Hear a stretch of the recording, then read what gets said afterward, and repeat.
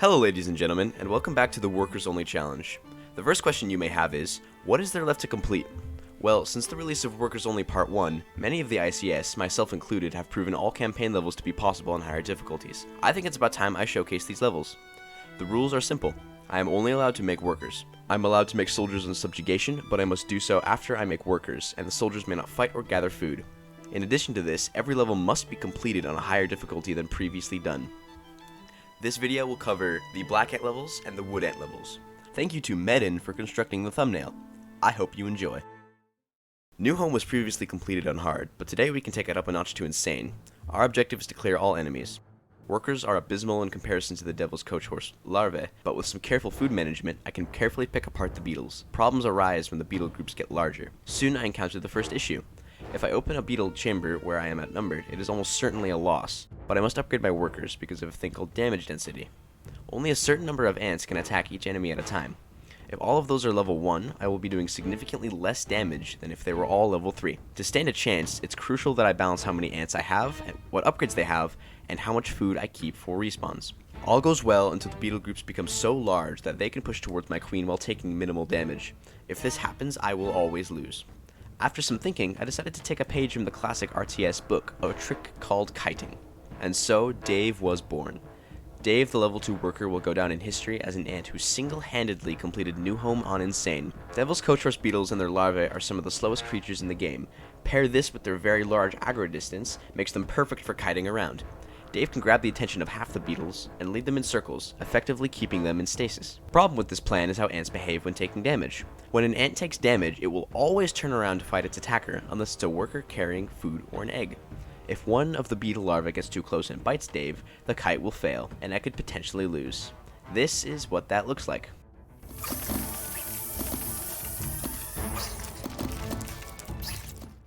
When recording this, I had already completed New Home on Insane, workers only for some ICS things, but I hadn't recorded it. Losing this just made me upset, so I tried again with a slightly improved Dave position, and could kite around the beetles with ease, securing victory. Subjugation is actually not that hard and can be done on Insane rather easily. Because I was bored, I decided to try and win without killing a single spider. I cleared through the level, being careful to only collect food and not kill any spiders. I put the soldiers in a corner with all their settings off. I got a little sloppy, and a soldier I forgot to move off the nest group attacked a spider. I'm not allowed to kill this spider now because the damage was done by a soldier. Soon enough, I reached the population goal, but the final wave never came? Huh. Well, it seems I must kill at least one spider to trigger the scripted slave maker that steals an egg. I kill a spider, the single slave maker steals an egg, and then I win? What?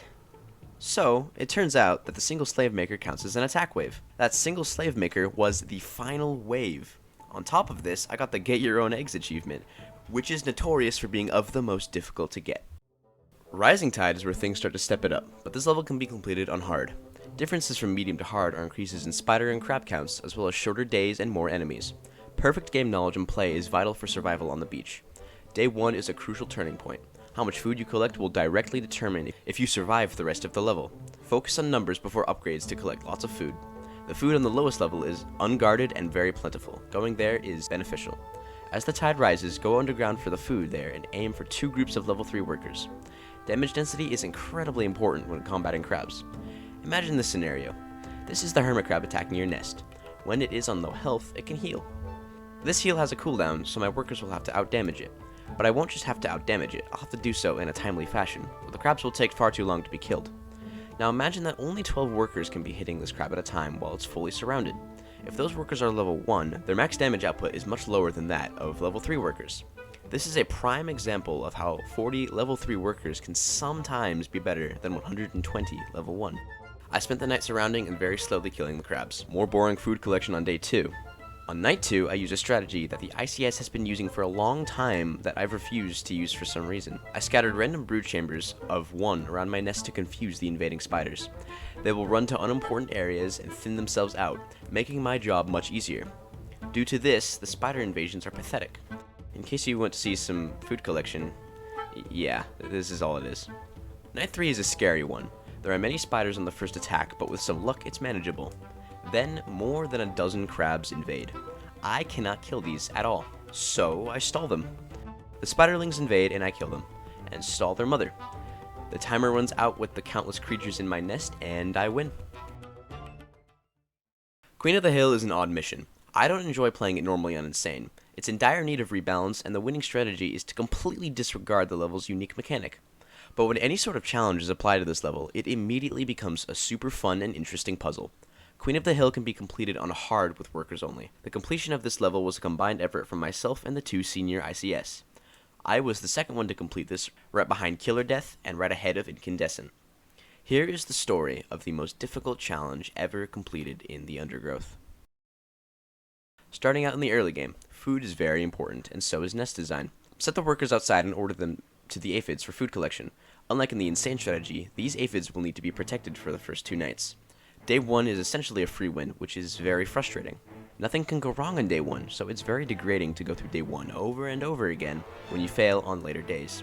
By using a basic Empires of the Undergrowth skill called attack switching, the black ant and wood ant waves are crushed easily, and some workers can go to the low ground for some food before the tide rises. Now I will take a moment to explain brood layout.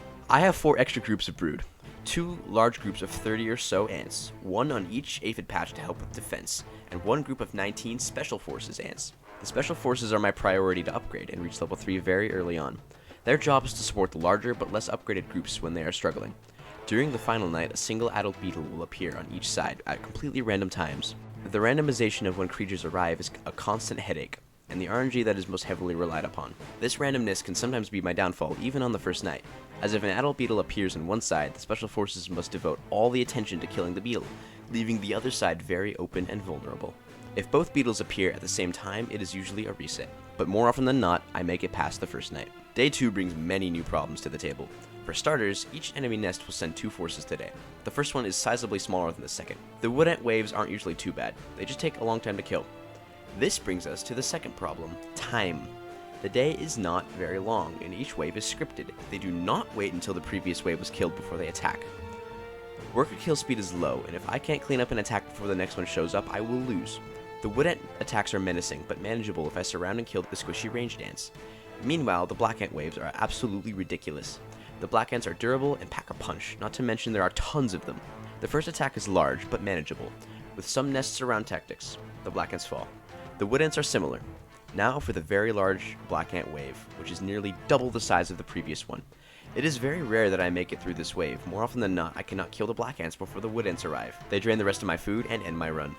Even if I do make it past, the harsh RNG of night 2 and the even harsher attacks of day 3 will almost always end the run. I tried to kite the attack waves with Dave, but ant movement speed is unpredictable and ants have smaller aggro distance than beetles do. So, what can I do? Well, remember the game knowledge I mentioned earlier? Using game knowledge of 2.2, the ICS remembered that the enemy colonies are not allied with the ladybugs or the nocturnal creatures. After some testing, the enemy colonies are also not allied with the beetles in my nest underground. I then created the perfect nest design, allowing beetles to be dug out at just the right times, and they would fight for me. So, here was the plan. We would dig a single tunnel around our brood chambers and position Dave's where they need to be, to emburrow the beetles at just the right time. There are a total of 9 underground adult beetles. Me and the ICS did lots of testing and concluded that 1 beetle should be used on day 2 to consistently win, 2 on day 3, and the remaining 6 for the vicious day 4 attacks. And so, the plan was set in motion. Regardless of the perfect plan, this took many tries because of night 3 RNG. There are 2 large hermit crabs that spawn on night 3. They can both spawn on one side or split up. If these crabs spawn too early or at the same time, it's usually a reset due to too many aphids being lost. It is also important that when the black ants and wood ants enter the nest, the adult beetles are right where the enemies enter the nest, so the confusion spray hits all enemy ants. If not, the beetles will get gunned down by ranged wood ants and die. It took forever to get a perfect run, and just one day before I completed it, Killer Death did it before me, and I will forever be a little upset he beat me to it. But then, I got the perfect run. Day 1 dealt with the free attack waves with ease. Day 2, perfectly positioned adult beetles wipes out the black ants. Good RNG on the 3rd night, dealing with the crabs. On day 3, each colony sends 3 forces each. 1 attack alone, and then each sends an attack at the same time twice. The combined attacks are terrifying, but the beetles will almost always get a spray on the entire army, dealing heavy damage and confusing them all. Did you know that an adult beetle spray does 20 damage over 3 seconds with a spray, and conveniently, ranged wood ants have less than 20 health? Yeah, that's right.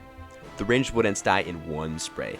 It is so blessed. During the final night, I pulled away from the aphid groups. Enemies are too numerous to justify trying to defend. Instead, Dave lures away enemies from their huge groups for me to pick off for food.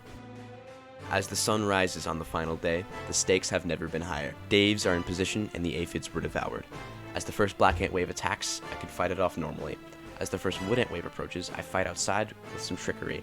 And then the Daves spring into action. They unburrow all 6 of the adult beetles and lure them back to the queen. As the wood ants are killed, the first of 2 joint attacks make their way to my nest. They stood no chance against the vicious beetles, chaining confusions until the invaders were no more. As the water begins to rise up the bank, the enemy nests empty out and scuttle up the beach. They pour into the nest, desperate to make a claim for their queen. The heroic beetles let out one more volley of sprays before falling, and it was enough. The invaders fall, the workers are safe, and the beetles go down in history as heroes.